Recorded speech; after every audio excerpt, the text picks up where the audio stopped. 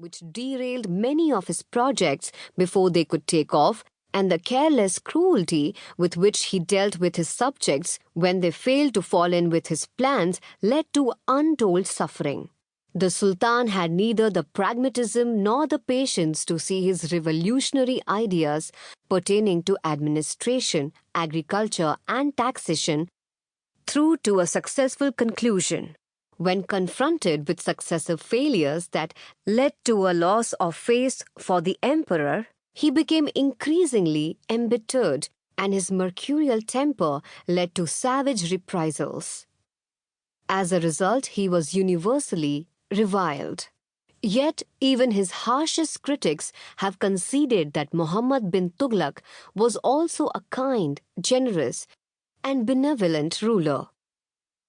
He seemed to have genuinely cared about the welfare of his subjects and worked tirelessly to end their suffering during the terrible famine that beset his reign and laid waste to the countryside for long years.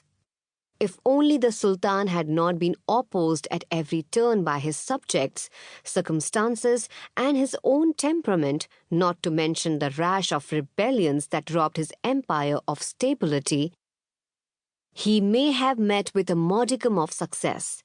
He may even have changed the history of this land and realized his vision to make it a better place. If only. This book is an attempt to recreate the life and times of Muhammad bin Tughlaq and clamber into the chaotic headspace of one who was considered to be a mad monarch. Painstaking research has gone into the foundation, and I am particularly grateful to Aga Mahdi Hussain for his invaluable assistance.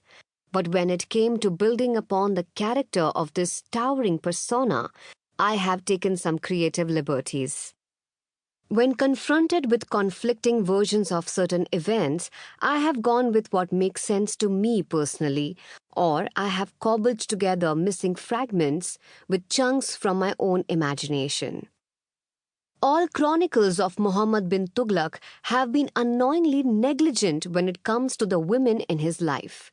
His mother, Makhduma Jahan, mistress of the world, is referred to with the said honorific, but no one saw fit to mention her real name, though she is believed to have been hugely influential and is known to have received foreign dignitaries and taken an active interest in governance. His sister, Khudavanzada, also gets a passing mention because the Sultan's munificence was on display during her wedding, and she dared to make a bid for power on behalf of her son Dawar Malik during his successor Firoz Shah Tughlaq's reign. There is next to nothing about his wife, or wives, or progeny, which is truly puzzling since everybody in those times had an unhealthy obsession with the love lives of their sultans and the fecundity of their wives. Not that things have changed drastically in these enlightened times. Be that as it may, I have sought to give the royal ladies a voice, even if it is mostly my own. With regard to Muhammad bin Tughlaq's love interest, Girish Karnad gave me the germ of an idea in his wonderful play on Tughlaq, and I ran with it, though in a different, much darker direction. Feel free to make of it what you will, dear reader. Every time I make a date with history, I see the present in the past as well as the past in the present. This book is my attempt to make sense of both in order to get an inkling of the potential and perils held by the future. Does that make sense? Part 1. Prince Jauna. Muhammad, son of Tughlaq, is the prince of kings. His helper is God. From an inscription carved on a stone monument. 1.